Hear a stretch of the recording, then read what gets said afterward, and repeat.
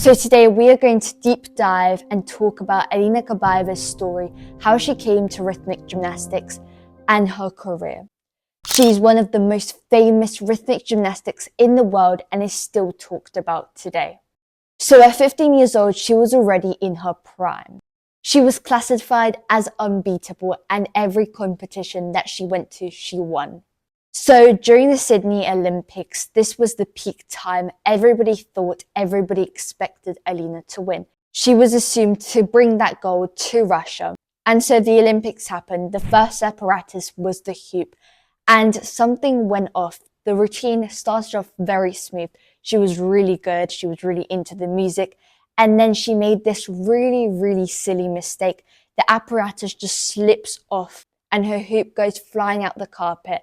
And this puts her to 5th place. She has other apparatuses, but she's feeling very low about it. And again, this kind of shatters her confidence because again, she also assumed that she's going to get this gold medal. She thought she had it in the bag. She was confident, she was relaxed. And then this mistake happens and it throws her off completely. Гимнастка безукоризненно выполняет упражнения. Ясно, что она возьмет золото. Но почему вдруг в зале возникает напряжение? Видно, что и тренер Ирина Винер что-то предчувствует. Кульминация программы. 2 сложных элемента подряд. На тренировках эта связка получалась не всегда. И тут раз, какое-то мгновение, это буквально вот одновременно она крутит на руке обруч, и тут же идет у нее прыжок, разножка такая идет у нее в ногах, в коленах. В это мгновение у Алины дрогнула рука.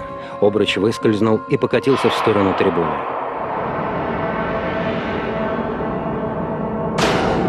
Ей поставили очень низкую оценку, которая сыграла большую роль. Она сразу отлетела на 5-е место. Это уже было все. Приговор был подписан. Правильно мне сказали: Алина, ты просто знала, что у тебя медаль в кармане. Но нужно было залезть в карман и посмотреть, что там еще ее нет. Vina had this chance to calm her down, to say, remember what you came for. You love gymnastics because you love to entertain people. And so just give this performance aspect. And so Alina performed, entertained, and ultimately the 4 apparatuses then went really well for her. But she ended up in 3rd place at the Olympics. She felt this sort of shame coming back to Russia because again, she was the one that was the most popular. She was the Olympic favorite. People cheered for her. They supported her. They wanted her to win. And she thought she embarrassed the country. She embarrassed herself. She put shame and she really felt like she couldn't come back because she didn't know what the reaction from the crowd would be.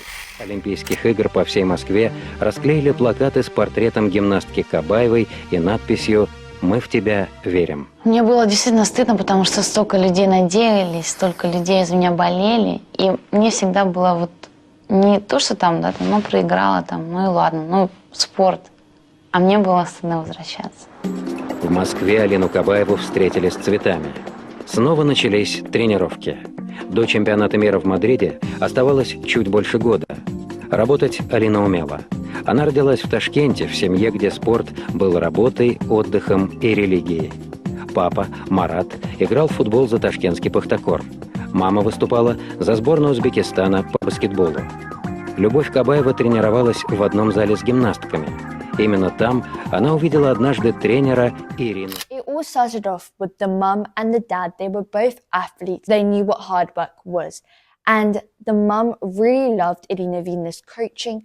She looked up to her. She loved her as a woman. She loved her personality. And she said, my kid will go to rhythmic gymnastics and train with her. But as soon as the Soviet Union crumbled apart, Irina Vina chose to move to Russia, to Moscow. And the mum and Alina wanted to take suit and follow her. But they didn't have a lot of money. The dad was an ex-footballer. He didn't earn a lot of money. And the mum had to sell sweet treats in order to buy the 2 tickets to Moscow. So once they bought the 2 tickets, it was about $70, I could say. And they went up to Moscow. And after that, the mum brought Alina Kabaeva to Novogorsk. Александровна уехала из Ташкента. Я приняла решение такое, что именно в моем виде спорта Европа всегда диктовала всему миру моду в художественной гимнастике. Поэтому я решила переехать в Москву. Любовь Кабаева решила, она во что бы то ни стало повезет дочь в Москву к Виннер. Она не сомневалась, у Алины большой талант. Но денег на дорогу не было. Из-за тяжелой травмы Марат Кабаев лишился футбольных заработков, и семья еле-еле сводила концы с концами. Жили, как говорила Любовь Михайловна, на сладкие деньги. Она пекла на продажу торты и пирожные. Люди иногда этого стесняются. Почему это нужно стесняться? Наоборот, нужно показывать людям, что вообще в жизни нет предела, что нужно идти всегда вперед. Наконец, через 14 месяцев удалось набрать денег на 2 билета до Москвы. И совсем немного на карманные расходы. So she went. Alina Kabaeva showed her routines off. She made a few mistakes, but Irina Viner seemed very interested in Alina Kabaeva. So she said to the mum that you have to stay for 3 days. The kid will stay 3 days in here. You can leave, don't call, don't text. And in 3 days, the girl had to lose weight. She was in a water-based diet. And then after the 3 days, she was like, the mum, I'm going to keep her. She's going to stay. She's going to train. That's it. And so Alina started training in Novogorsk and started building her gymnastics career. Значит, в течение 3 дней вы мне не звоните. Алина остается здесь на базе в Новогорске. А после 3 дней я вам скажу, что будет дальше с ней. Я смотрю фотографии свои детские. Нормальный ребенок, я не знаю, куда там еще там худеть. Ну, было такое дело, да, 3 дня я на воде сидела. Проходит все это время. Я набираю телефон Новогорска, прошу позвать, значит, Ирину Александровну, переговорить с ней.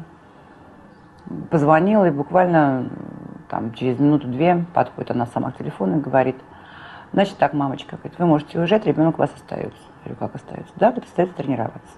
So now fast forward to the Madrid World Championships, and Alina Kabaeva wins the entire competition. Her routine is flawless. She's amazing. She entertains the crowd. She loves dancing, and she falls in love with gymnastics so much. Chashina is second. В составе сборной России поехала на чемпионат мира в Мадрид. Всех волновал вопрос, смогла ли Алина восстановиться психологически?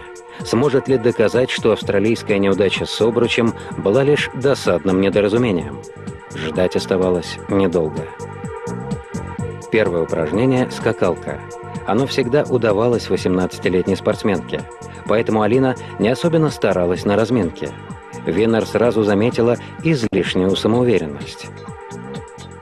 И я подошла, сказала нашему хореографу, который ее выводил, Михаилу Первых, да, что Миша передает моего имени, что она совсем не то делает. На что она, в общем, так прореагировала: я сделаю, все нормально будет. Вышла и не сделала.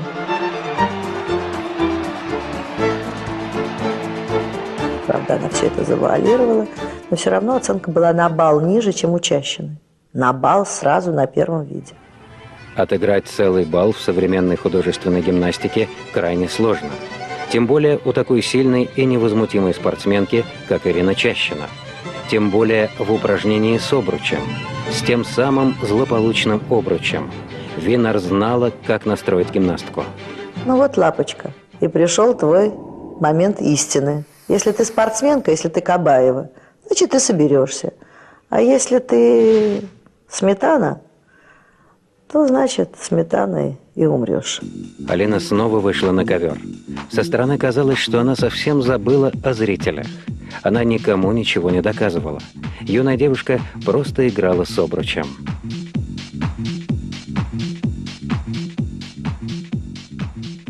Она вышла и сделала блестящий обруч. Все сделала, выдержала все. Все. 2 балла наверх, балл отыграла и еще балл впереди. Вот так ее оценивают судьи, когда она делает блестяще. Зарубежная пресса назвала выступление гимнастки феерическим.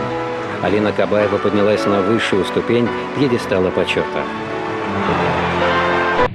And then once the celebrations happen, I think 6 weeks after the World Championships, a call comes and says that they have been positive for doping. And that just shatters Alina Kabaeva's whole world. She not only had to return all her medals, all her ceremonies, everything. She was disqualified for 2 years. And it happened really strangely because Alina Kabaeva tested 6 weeks prior to the Madrid World Championships, and nothing came once the results had been placed. She was crowned, she got her medals, got the ceremony done and over with. Then the results came back saying it was positive. Chashina as well got disqualified for 2 years, and so it was really hard for them.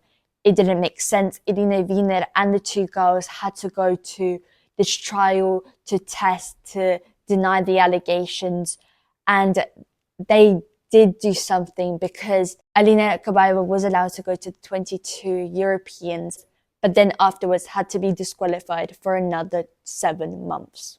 And Irina Wiener and other people claimed that maybe they just wanted to break Alina Kabaeva because, again, she was unbeatable. She won those Europeans championships, the World Championships. They wanted to break the girl in half. Вы сообщили о результатах анализа. У нее обнаружен допинг. У Алины и у серебряного призера чемпионата мира Ирины Чащиной. Это значило, спортсменки лишаются наград и подлежат дисквалификации на 2 года. Меня затрясло так изнутри просто. Я не понимала, в чем дело и почему так, и до сих пор не понимаю. Будет большим лицемерием говорить, что спорт – это соревнование ангелов. Спорт – это жестокое и денежное бизнес-шоу. Спорт – это элемент мировой политики.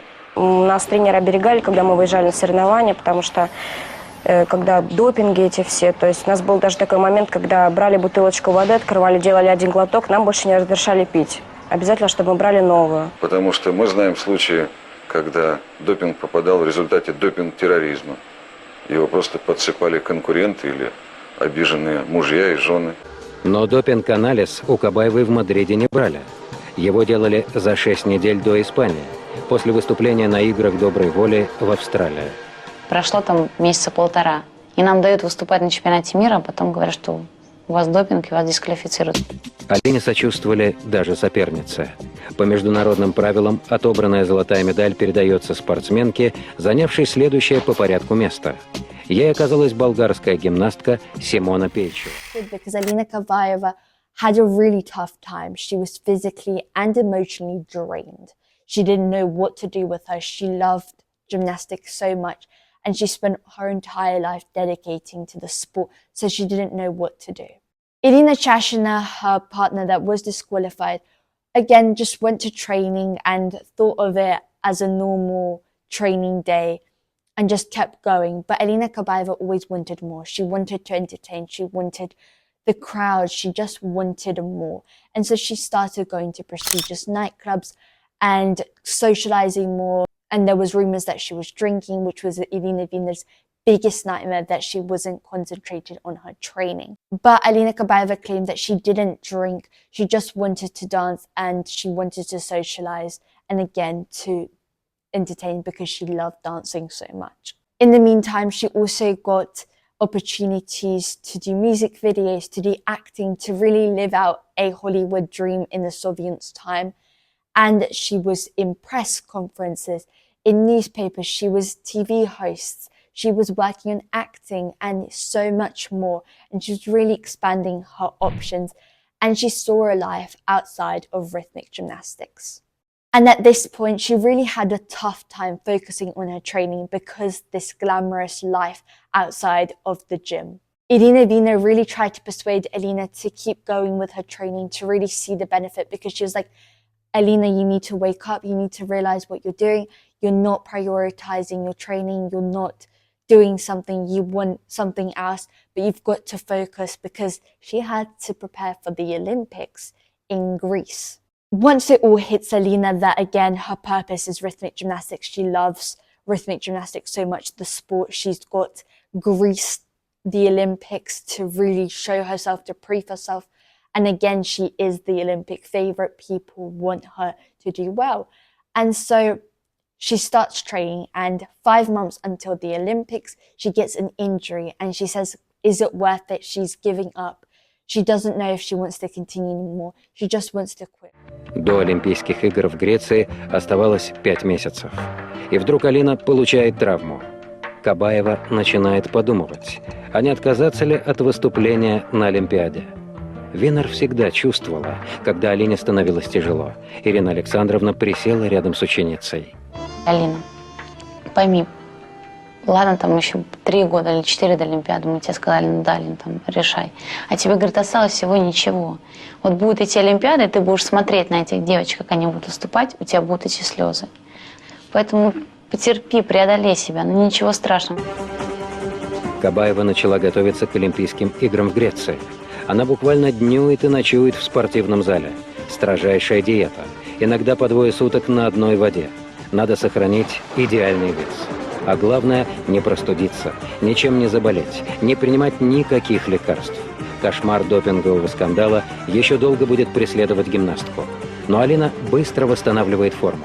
Alina said, okay, I understand if it was 1 year, 2 years away, but the Olympics is literally 5 months away. You just need to hold on, stay tight, and everything will work out. Because she said that you will regret this when you watch other people at the Olympics on the TV screens and think, why am I not in there? And start crying. And so the Olympics happen. Alina Kabaeva does all her routines perfectly well. The ribbon is next. Lots of people had a really tough time with the ribbon, including Chashna, who was winning and ahead of Alina Kabaeva. But in the ribbon, she was making mistakes because of the air conditioning. It was really moist, it was really humid, and the ribbon tangled. It was really hard, but it didn't faze Alina Kabaeva. She performed her routine clearly.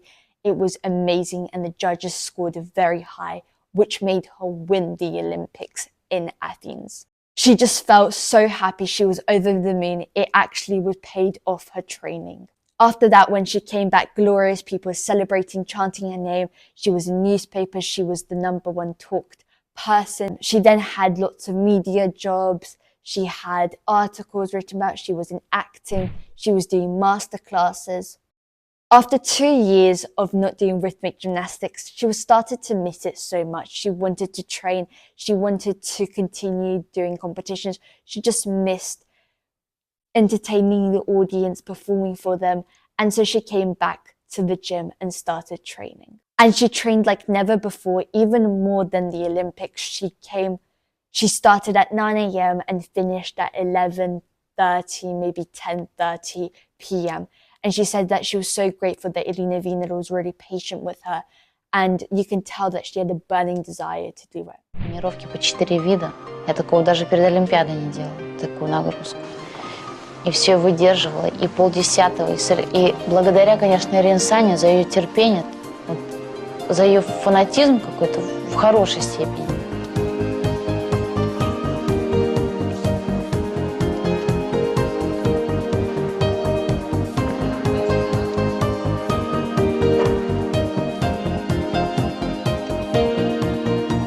Сидела со мной в зале до половины 11, до 11.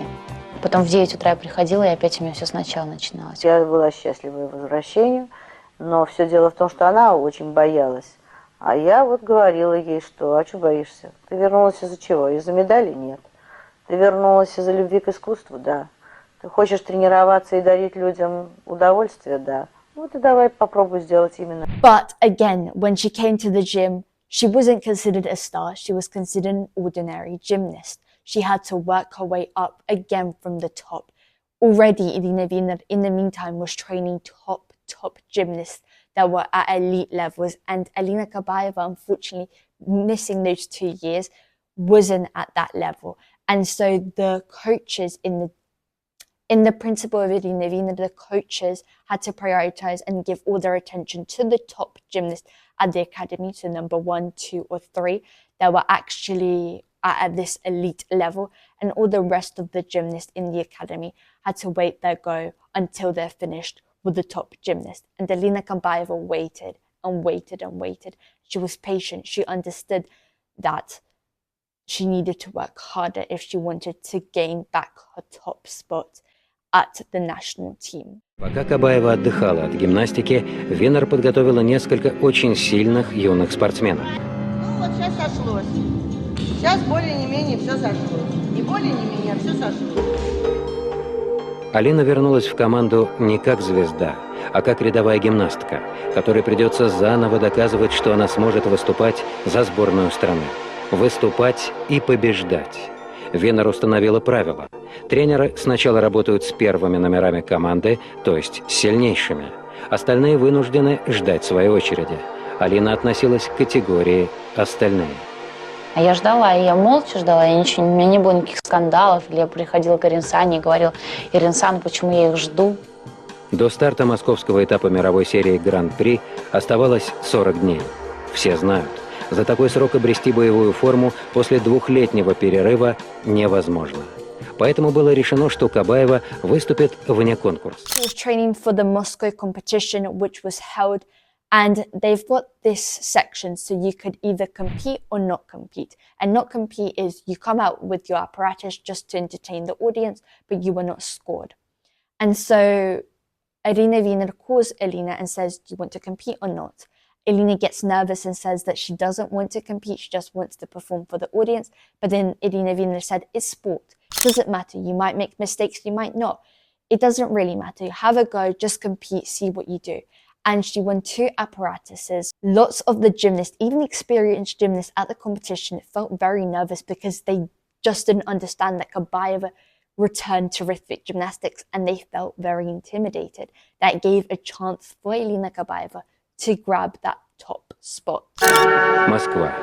4 марта 2006 года. Международный турнир «Кубок Газпрома».